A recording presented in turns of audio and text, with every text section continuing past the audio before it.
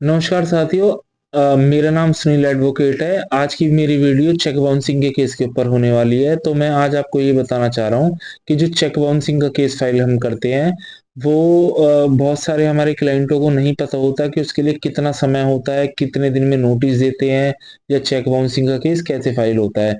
तो मैं आज आपको इस वीडियो के माध्यम से थोड़ी चेक बाउंसिंग की नॉलेज देने वाला हूँ।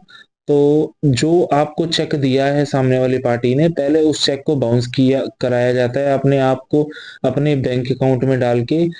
उनके बैंक अकाउंट में अगर फंड नहीं है या फिर उनके सिग्नेचर डिफर है या कोई भी अदर रीजन के कारण उनका चेक बाउंस हो जाता है, तो उस चेक बाउंस के साथ एक मीमो मिलती है। वो मीमो लेके और आप अपना चेक लेके अपने एडवोकेट से कंसल्टेशन कर सकते हैं।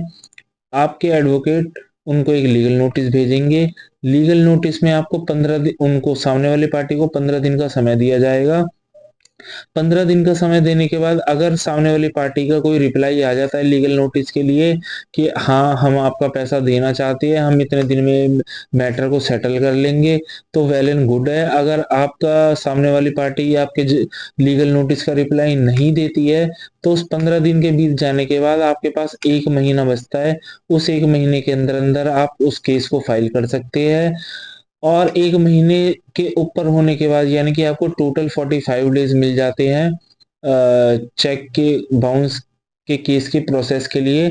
अगर आप 45 डेज के बाद इस चेक बाउंसिंग के केस को फाइल करते हैं या उससे पहले कर देते हैं 1 महीने के अंदर अंदर आप फाइल कर देते हैं, तो आपका वो जो चेक बाउंसिंग का केस है वो प्री मैच्योर फाइल हो जाता है। प्री मैच्योर आप बिल्कुल फाइल नहीं कर सकते, फिर आपको आगे बहुत दिक्कत आएगी।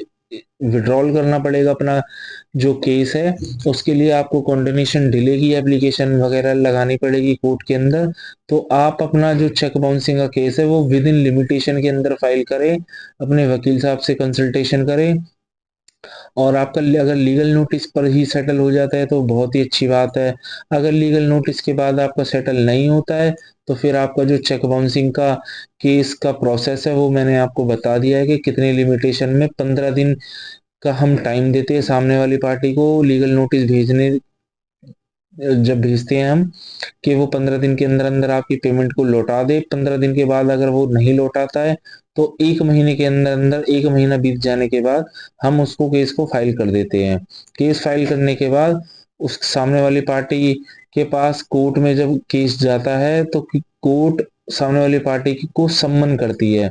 सम्मन करने पर भी नहीं आता है वो कोर्ट के अंदर, फिर सामने वाली पार्टी के लिए वारंट इशू कर देती है। वो BW होते हैं, बेलेबल वारंट।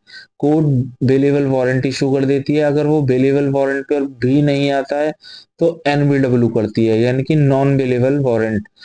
ठीक है, नॉन बेलेबल वारंट पर भी नहीं आता है तो फिर उसके PO हो जाते हैं, जो कोर्ट उसको PO कर देती है। PO यानी कि भगोड़ा घोषित कर देती है, प्रोक्लेम्ड ऑफेंडर कर देती है। और मोस्टली केसों में मैंने देखा है कि जब तक सम्मन जाता है कोर्ट से और सम्मन पर भी नहीं आती है पार्टी सामने वाली, BW पर भी नहीं आती है, NBW पर भी नहीं आती है, यानी कि नॉन बेलेबल वारंट पर भी नहीं आती है। यदि वो PO, उसको कोर्ट PO घोषित कर देती है, प्रोक्लेम्ड ऑफेंडर घोषित कर देती है, तो सामने वाली पार्टी PO के टाइम पर बहुत घबरा जाती है, डर जाती है और उसको कोर्ट में आना ही पड़ता है। उसको पुलिस गिरफ्तार करके लाती है और फिर वो अपना आके कोर्ट में प्रोसेस करती है, जो भी जमानत लेती है, फिर कोर्ट में केस को आगे चलाया जाता है। कई केस सेटल हो जाते हैं PO के टाइम पर ही।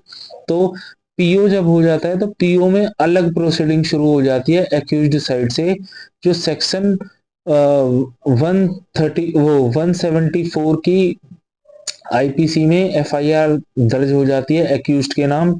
वो उसमें उसकी FIR दर्ज हो जाती है, वो अपनी जमानत लेता है और FIR को क्वेश्चनिंग के लिए हाई कोर्ट में लगाता है। कई हाई कोर्ट में क्वेश्चन के लिए लगा भी सकते हैं, कई नहीं भी लगाते हैं।